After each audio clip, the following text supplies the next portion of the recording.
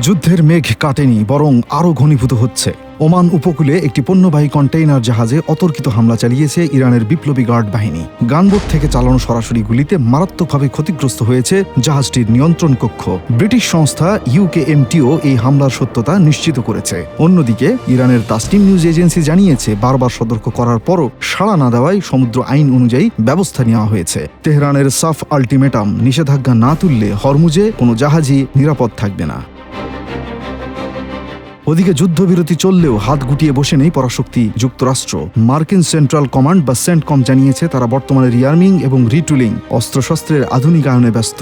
সেন্টকমের commander Brett Cooper একে বলেছেন দ্রুত খাপ খাইয়ে নেওয়ার কৌশল, কিন্তু এই প্রস্তুতির আড়ালে লুকিয়ে আছে এক ভয়ঙ্কর তথ্য। মার্কিন সংবাদ মাধ্যম দ্য হিল জানাচ্ছে, ইরানের সঙ্গে লড়তে গিয়ে আমেরিকার অস্ত্রের ভাণ্ডারে টান পড়েছে। রিপোর্ট অনুযায়ী অপারেশন এপিক ফিউরির ব্যাপকতায় পেন্টাগন তাদের সর্বাধুনিক প্যাট্রিয়ট ও থার্ড ক্ষেপণাস্ত্র প্রতিরক্ষা ব্যবস্থার প্রায় অর্ধেকই ইতিমধ্যেই ব্যবহার করে ফেলেছে। এমনকি তাদের প্রিসিশন বা সুনির্দিষ্ট লক্ষ্যভেদী মিসাইলের মজুদও আশঙ্কাজনকভাবে ফুরিয়ে আসছে। এদিকে ইরান হরমুজ প্রণালী অবরোধ কঠোর করেছে। অন্যদিকে আমেরিকা তাদের রণকৌশল নতুন করে সাজাচ্ছে। কিন্তু অর্ধেক ক্ষেপণাস্ত্র শেষ হয়ে যাওয়ার পরও ওয়াশিংটন কি পারবে দীর্ঘমেয়াদী সংঘাতের চাপ সামলাতে? যুদ্ধবিরতি কি তবে কেবলই পরবর্তী আরেকটি বড় যুদ্ধের প্রস্তুতি, নাকি খাদের কিনারে দাঁড়িয়ে থাকা মধ্যপ্রাচ্যে অপেক্ষা করছে আরও বড় কোনো বিপর্যয়? আরিফিন আল ইমরান, RTNN।